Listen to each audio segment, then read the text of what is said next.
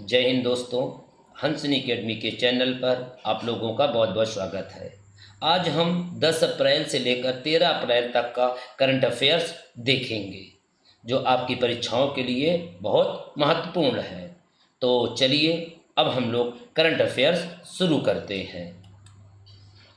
पहला क्वेश्चन है, राष्ट्रीय बाघ संरक्षण प्राधिकरण की 20वीं बैठक हाल ही में कहाँ हुई?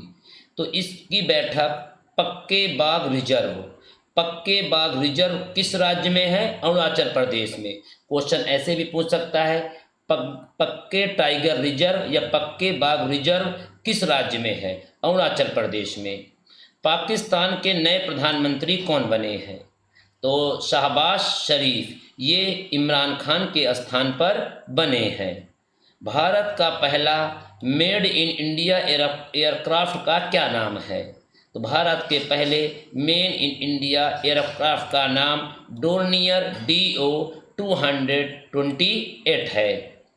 किस राज्य की कांगड़ा चाय को यूरोपीय आयोग द्वारा GI टैग दिया गया है? हिमाचल प्रदेश की कांगड़ा चाय को। हाल ही में माधवपुर भेड़ मेला का आयोजन कहाँ किया गया? इसका आयोजन पोरबंदर में किया गया। पोरबंदर कहाँ है? गुजरात में है।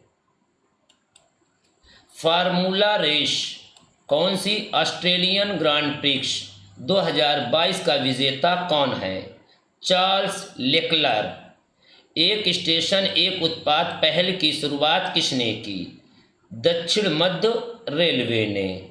सीमा दर्शन परियोजना को किस राज्य सरकार ने शुरू किया? इस परियोजना को गुजरात सरकार ने शुरू किया है। शाहीन 3 क्या है? एक मिसाइल है। इसका सफल परीक्षण किसने किया? पाकिस्तान ने किया है। नीति आयोग के राज्य ऊर्जा और जलवायु सूचकांक में बड़े राज्यों में शीर्ष पर कौन है?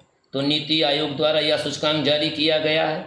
बड़े राज्यों में गुजरात है, और अगर छोटे राज्यों में कहे तो गोवा है।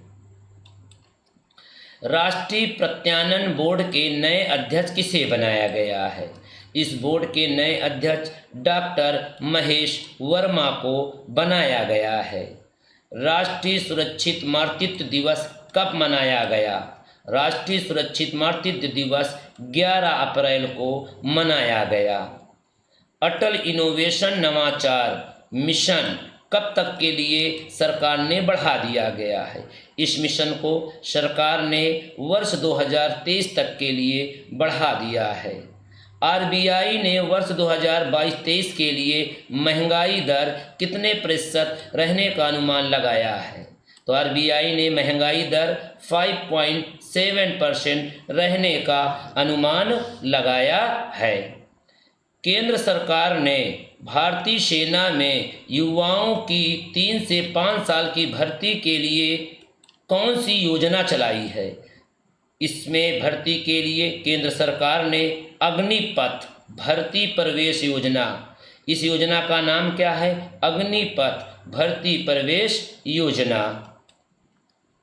विश्व डबल स्क्वैश चैंपियनशिप का मिश्रित डबल खिताब 2022 का किसने जीता? इसको दीपिका पल्लिकल और सौरभ घोषाल ने जीता है। क्वेश्चन को ऐसे भी पूछ सकता है, दीपिका पल्लिकल का संबंध किस खेल से है? स्क्वैश से। या सौरभ घोषाल का संबंध किस खेल से है? स्क्वैश से है। संघ लोक सेवा आयोग UPSC union public service commission के नए अध्यक्ष कौन बने हैं? इसके नए अध्यक्ष मनोज सोनी बने हैं। इससे पहले प्रदीप कुमार जोशी थे। खंजर युद्धाभ्यास 2022 किन 2 देशों के बीच संपन्न हुआ? खंजर युद्धाभ्यास भारत और किर्गिस्तान के बीच संपन्न हुआ है। वन हेल्थ प्रोजेक्ट कार्यक्रम किस राज्य ने शुरू किया है? तो इसे उत्तराखंड ने शुरू किया है। विश्व होम्योपैथिक दिवस कब मनाया गया? तो विश्व होम्योपैथिक दिवस 10 अप्रैल को मनाया गया है। RBI ने अभी रेपो रेट कितने प्रतिशत रहने का अनुमान लगाया, कितने प्रतिशत रेपो रेट किया है? तो आरबीआई ने रेपो रेट 4% किया है। किस राज्य ने 9वीं से 12वीं तक की कक्षा में गीता को अनिवार्य कर दिया है? तो हिमाचल प्रदेश ने कक्षा 9 से लेकर 12 तक की क्लास में गीता को एक अनिवार्य के विषय के रूप में रखा है। इससे पहले गुजरात ने भी अनिवार्य किया था। भारत किस देश के साथ मिलकर young defence officers exchange program की स्थापना करने जा रहा है? Young defence officer exchange program ये स्वर्गीय विपिन रावत की याद में स्थापित किया जा रहा है। किस देश के साथ? ऑस्ट्रेलिया के साथ। भारत के पहले सुपर ऐप NEU का अनावरण किया गया टाटा सन्स द्वारा।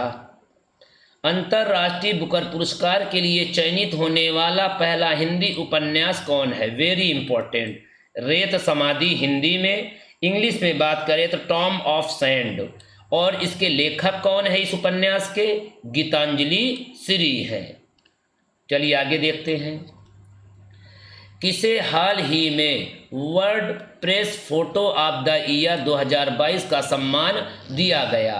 तो यह सम्मान एम्बर ब्रेकन को दिया गया। ये किस देश के हैं? कनाडा के हैं। 8वें कॉमनवेल्थ पार्लियामेंट्री एसोसिएशन का सम्मेलन कहाँ पर हुआ? इसका सम्मेलन असम के गुवाहाटी में हुआ। हाल ही में भारत शिक्षा सम्मेलन 2022 का आयोजन कहाँ पर किया गया? भारत शिक्षा सम्मेलन 2022 का आयोजन नई दिल्ली में किया गया। ब्लू नाइल नदी किस देश से होता है जो हाल ही में चर्चा में है? तो यह नदी जो इथियोपिया से निकलती है। कौन से देश से? इथियोपिया से। अमेरिका के सुप्रीम कोर्ट की पहली महिला मुख्य न्यायाधीश कौन बनी? Very important. Ketanji Brown Jackson America के सुप्रीम कोर्ट की पहली महिला मुख्य न्यायाधीश बनी है।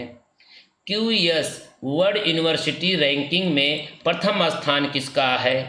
MIT मैसेच्यूसेट्स अमेरिका की यूनिवर्सिटी है।